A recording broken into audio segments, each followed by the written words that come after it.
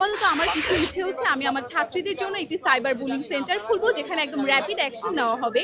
যে কোনো ঘটনা ঘটার ২৪ ঘন্টার মধ্যে যেন প্রাথমিকভাবে যাচাই বাছাইকরণ শুরু হয়, সেটা আমি অবশ্যই খেয়াল রাখবো। এবং আমার ছাত্রীদের জন্য আমি আমার বিশ্ববিদ্যালয়ে পাবলিক টয়লেটের পরিমাণ বৃদ্ধি করার চেষ্টা করব।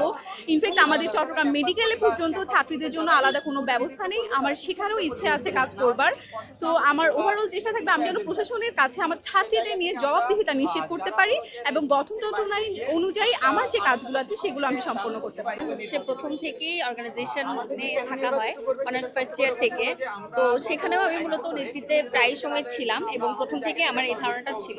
তো একটা পর্যায়ে গিয়ে আমার মনে হয় এবং আমার যে শুভাকাঙ্ক্ষীরা ছিল তারা আমাকে খুব ইন্সপায়ার করে যে আপনি দাঁড়াচ্ছেন না কেন। তো এটা হয়তো এখন মিনস। তো সেই জায়গা থেকে হচ্ছে আমি প্রথমত চিন্তা করি এবং পরবর্তীতে দেখি যে আমি কেপেবল এবং যারা দাঁড়াচ্ছে তারা হয়তো আমার সাথে সংগঠন করা কেউ না কেউ। তো একটা পর্যায়ে মনে হলো না, আমি যেহেতু কেপেবল এবং হচ্ছে আমার সব মশার বিরুদ্ধে সুরক্ষা দিতে এলো বসুন্ধরা এক্সট্রিম অ্যারোসল। মশার বিরুদ্ধে এক্সট্রিম সুরক্ষা। আমি দুর্নীতির বিরুদ্ধেও কাজ করেছি এবং জুলাই অভ্যুত্থানে ছিল, এটা ভাইয়াও বলেছে। তো সবকিছু মিলে মনে হলো যে আসলে এই ধরনের প্রার্থী হচ্ছে ক্যাম্পাস চাই, অর্থাৎ আমরা চাই হচ্ছে এই ধরনের প্রার্থীগুলো হচ্ছে আমাদের নেতৃত্বে থাকুক।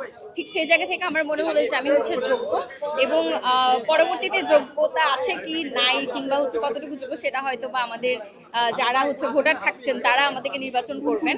সহছাত্রী কল্যাণ বিষয়ক সম্পাদকে যেহেতু আমাদের ক্যাম্পাসে আমরা দেখি যে মেয়েরা বিভিন্ন ক্ষেত্রে পিছিয়ে থাকে, তারা সামনে আসতে চায় না, হয়তো আমাদের ক্যাম্পাসের পরিস্থিতির কারণে বা বিভিন্ন মেয়েদেরকে যেভাবে হয়রানি করা হয় সেই পার্সপেক্টিভ থেকে হয়তো তারা আসতে চায় না। তো আমি আমার জায়গা থেকে চেষ্টা করব যাতে মেয়েদের অধিকার নিয়ে সচেতন হতে পারে, তাদের অধিকার রক্ষায় যা যা করা দরকার আমি করব এবং তাদের সুরক্ষা নিশ্চিত করতে আমাদের বোনেরা আমাদের কাছে যা যা দাবি রাখবে সেটি আমি মূলত আমার ইশতেহার হিসাবে ধরে তুলব।